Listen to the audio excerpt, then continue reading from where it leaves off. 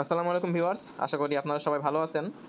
তো আজকে আরও একটি নতুন নিয়োগ নিয়ে হাজির হলাম। সেটা হচ্ছে বস্ত্র অধিদপ্তরের ১৯০টি পদ ফাঁকা রয়েছে, যেটার ভিত্তিতে তারা একটি বড় নিয়োগ প্রকাশ করেছে। তো কে কোন পদে আবেদন করবেন সেটা আমরা নিচে পড়ব। যারা এখন আমাদের চ্যানেলটি সাবস্ক্রাইব করেন নাই, নিত্য নতুন তথ্য পেতে আমাদের চ্যানেলটি সাবস্ক্রাইব করে রাখতে পারেন। বস্ত্র ও পাট মন্ত্রণালয়ের অধীন বস্ত্র অধিদপ্তর ও নিয়ন্ত্রণাধীন বিভিন্ন কার্যালয় শিক্ষা প্রতিষ্ঠানগুলোতে রাজস্ব খাতভুক্ত বিভিন্ন পদে জনবল নিয়োগ দেওয়া হবে। মোট পদ ১৯০টি। এসব শূন্য পদে জনবল নিয়োগে বাংলাদেশের প্রকৃত নাগরিকদের অনলাইনে আবেদন আহ্বান করেছে বস্ত্র অধিদপ্তর।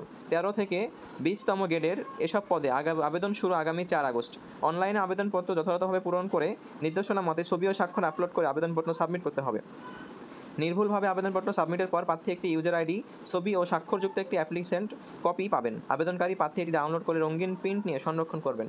পদের নাম ও সংখ্যা: কম্পিউটার অপারেটর, যেখানে পদ সংখ্যা ৬টি, বেতন স্কেল হচ্ছে ১১,০০০ থেকে ২৬,৫৯০ টাকা।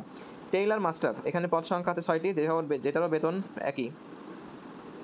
উচ্চমান সহকারী, পদ সংখ্যা ৯টি, বেতন স্কেল হচ্ছে ১১,০০০ থেকে ২৬,০০০। আর্টিস্ট ডিজাইনার, পদ সংখ্যা হচ্ছে ৩টি, বেতন স্কেল হচ্ছে ১০,২০০ থেকে ২৪,৬৮০। প্যাটার্ন ডিজাইনার, পদ সংখ্যা হচ্ছে ৫টি, বেতন স্কেল হচ্ছে ১০,২০০ থেকে ২৪,৬৮০ টাকা। টেকনিক্যাল অ্যাসিস্ট্যান্ট, পদ সংখ্যা ১৭টি, ৯,৩০০ থেকে ২২,৪৯০ টাকা পর্যন্ত বেতন।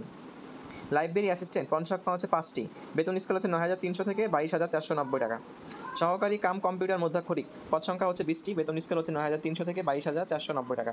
মেকানিক্স, পদ সংখ্যা হচ্ছে 17টি, বেতন স্কেল হচ্ছে ৯,৩০০ থেকে ২২,৪৯০ টাকা।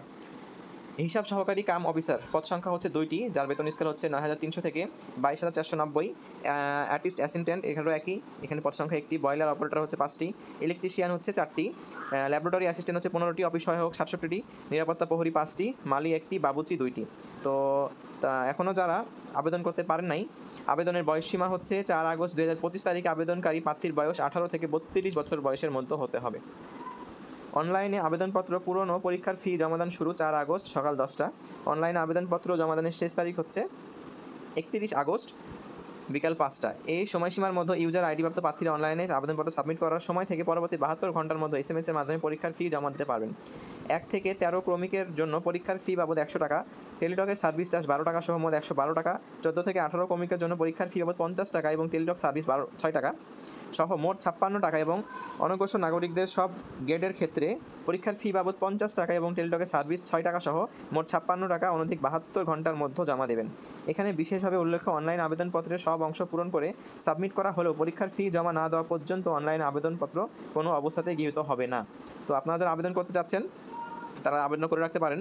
তো এই ছিল আমাদের আজকের ভিডিও। আমাদের চ্যানেলটি সাবস্ক্রাইব করে আমাদের পাশে থাকবেন নিত্য নতুন তথ্য পেতে। আসসালামু আলাইকুম।